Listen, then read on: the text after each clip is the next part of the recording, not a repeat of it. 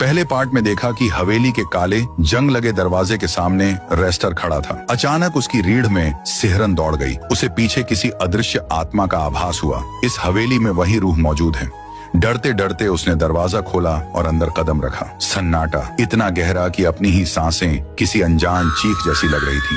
तभी दीवारों से गूंजती हुई एक कर्कश आवाज आई, लौट जाओ वरना तुम्हारा भी सिर धड़ से अलग कर दूंगी। रायस्तार की सांसें रुक गईं, मगर हिम्मत जुटाकर उसने कहा, तुम हो कौन? गांव के लोगों के सिर क्यों काट रही हो? तुम्हारा उनसे क्या बैर है? अचानक सामने धुएं का गुब्बार उठा और उसमें से एक औरत का चेहरा प्रकट हुआ। चेहरा खूबसूरत था, पर आंखें लाल जलती हुई मानो आग में तपती हूँ। वो आत्मा जोर से चीखी, गांव वालों ने मेरा सब कुछ छीन लिया, मुझे मेरे परिवार को बर्बाद कर दिया। रायस्तार की आंखें फटी रह गईं। उसने कांपती आवाज में पूछा, आखिर ऐसा क्या किया उन्होंने? बताओ, शायद मैं मदद कर सकूं। आत्मा ने गुस्से और दर्द से भरी आवाज में कहना शुरू किया, मेरा छोटा सा परिवार था, मैं, मेरा पति और हमारी नन्ही बेटी। हम बहुत खुश थे, लेकिन एक दिन रास्ते पर तड़पती हुई एक लड़की मिली। हम उसे बचाने रुके, लेकिन वो वहीं दम तोड़ गई। गांव वाले आ पहुँचे और बिना कुछ सोचे समझे सारा इल्जाम हम पर डाल दिया। उन्होंने कहा, ये दोनों कातिल हैं। भीड़ ने हमें पकड़ा, तेज हाँप से नहलाया, हम जिंदा जलाए गए। हम तड़प तड़प कर राख हो गए और हमारी मासूम बेटी वो घर पर भूख से तड़पते तड़पते दम तोड़ गई। तभी से हम रूह बनकर इस हवेली में भटक रहे हैं।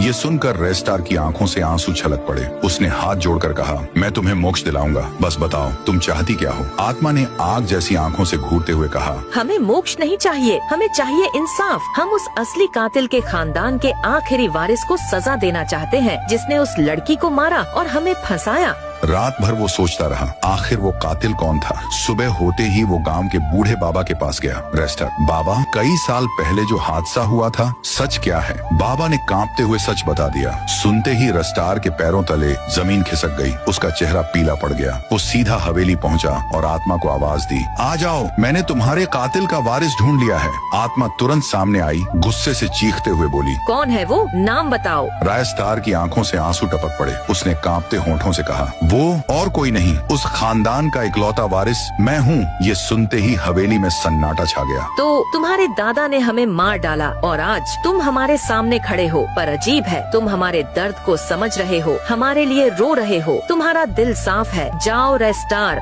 मैं तुम्हें माफ करती हूँ। तुम दोषी नहीं हो, तुम्हारा खून तो गुनहगार है, पर तुम्हारा दिल नहीं। ये कहते ही आत्मा धुएं में बदल गई और हवेली की हवाओं में खो गई।